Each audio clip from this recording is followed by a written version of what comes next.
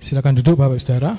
Ya, terima kasih untuk pemimpin pujian, pemain musik, singer, luar biasa ya. Shalom. Pada siang hari ini kita akan melanjutkan sesi tadi pagi ya. Jadi sesi 1 dan sekarang sesi 2. Jadi mulai menjadi kebiasaan buat saya untuk melanjutkan di sesi 1 dan 2. Kita akan buka 1 Petrus 2 ayat 9 saja. 1 Petrus 2 ayat 9. Kita akan baca bersama, Bapak Ibu Saudara. Saya tunggu sebentar supaya kita membuka semua.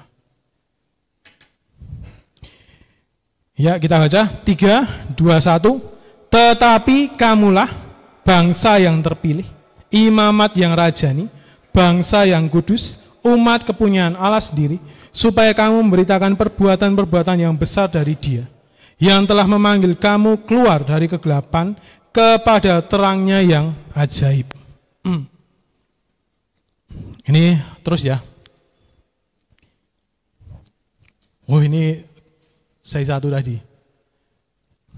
Enggak, bukan tadi.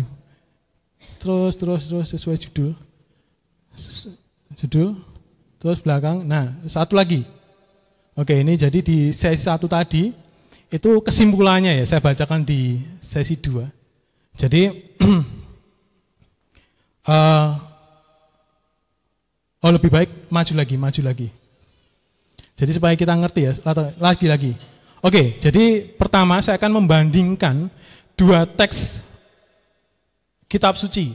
Jadi kitab suci yang Bapak Ibu pegang dengan kitab suci Aramaik atau berbahasa Aram, tapi sudah diterjemahkan ke dalam bahasa Inggris. Dan saya akan terjemahkan di dalam bahasa Indonesia, begitu ya. Jadi ketika saya selalu melihat ya, jadi kalau perjanjian baru, saya pakai perjanjian baru, saya akan melihat di Alkitab versi Aram, bukan Yunani ya. Jadi ada dua pandangan. Jadi PB itu katanya dari Yunani, satu golongan lagi bilang PB itu dari Aram. Nah, saya termasuk orang yang berpandangan PB itu dari Aram. Kenapa? Karena Yesus berbicara dalam bahasa Aram, gitu ya.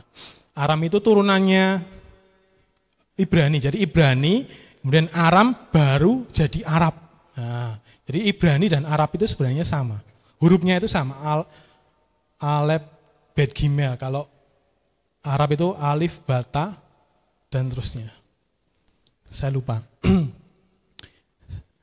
Maju lagi.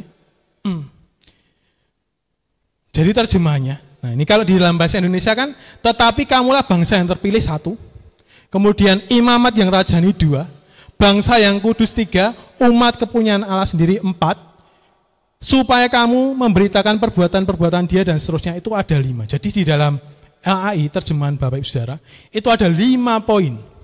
Bangsa kudus sendiri, imamat yang rajani sendiri, kemudian umat kudus, bangsa kudus, kemudian umat kepunyaan Allah, itu berdiri sendiri-sendiri. Ternyata setelah saya lihat di teks Aram, itu beda. Bedanya di mana? Nah, ini perhatikan ya. Tetapi kamu adalah bangsa yang terpilih, yang melayani sebagai imam kerajaan. Titik 2. Nah, itu baru poin 2. Umat yang kudus, jemaat yang telah ditebus. Itu poin 2. Poin 3, agar kamu memberitakan puji-pujian kepada Dia yang memanggil kamu keluar dari kegelapan menuju terangnya yang berharga, bukan yang ajaib ya, yang berharga. Precious itu berharga. Jadi kalau di versi Aram, Alkitab versi Aram, itu ada 3 poin. Dan buat saya itu lebih logis yang Aram. Jadi saya tidak akan pakai teks LAI yang Bapak Ibu Saudara pegang, saya akan pakai teks lain. Selanjutnya, jadi hanya ada 3 ini. Balik. Tetapi kamu adalah bangsa yang terpilih, kemudian yang melayani sebagai imam kerajaan. Nah, tadi pagi sesi 1 tadi membahas tentang bangsa yang terpilih. Siapakah bangsa yang terpilih? Nah, mundur. Siapa si Marcel ya? Mundur Sel. Yang tadi Sel.